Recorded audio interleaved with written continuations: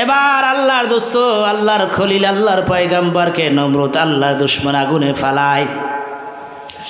এবার সাহায্য করার জন্য ব্যাঙ এসে প্রস্রাব করে দেয়। এমনকি ফেরেশতা জিবরাইল এসে বলে, ও আল্লাহর খলিল, আল্লাহর বন্ধু, আল্লাহর দোস্ত, আপনি হুকুম দেন, আগুন একদম আমি নিবাইয়া দিব। জিবরাইল পারে কি পারে না?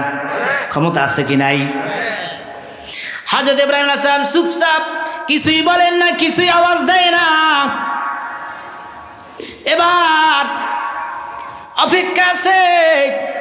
মূর্তি ভেঙ্গেছিলাম জিবরাইলকে খুশি করার জন্য নয়, পৃথিবীর কোনো মানুষকে খুশি করার জন্য নয়। আওয়াজ দিয়ে বলেন কাকে খুশি করার জন্য ইব্রাহিম আলাইহিস সালাম মূর্তি ভাঙছে? আরো জোরে বলেন, আর আওয়াজ দিয়ে বলেন কাকে খুশি করার জন্যে? আমার আল্লাহ দেখছি কি দেখে নাই? আমার আল্লাহ শুনছি কি শুনে নাই? আমার আল্লাহর ক্ষমতা আছে কি না?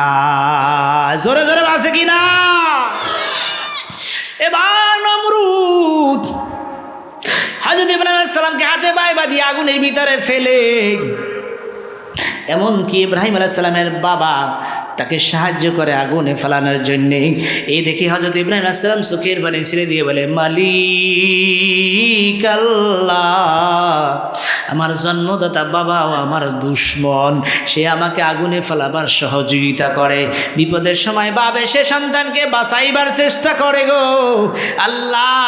আমার বাবাও আমার দুশমন, এই পৃথিবীতে আমার বন্ধু তাহলে কেহ নাই তুমি ছাড়া। আল্লাহ তুমি সব দেখো। আল্লাহ পাকের রহমতের জরিয়ায় দোষ পয়দা হয়ে গেছে।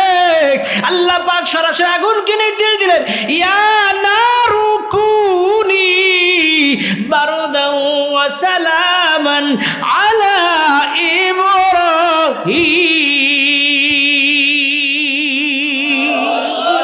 সরাসরি আমার আল্লাহ পাক আগুনকে নির্দেশ দেয়, ও আগুন আমার দোস্ত, আমার বন্ধু, আমার খলিলের জন্য নিরাপদ ঠান্ডা শান্তির ব্যবস্থা বানাইয়া দাও।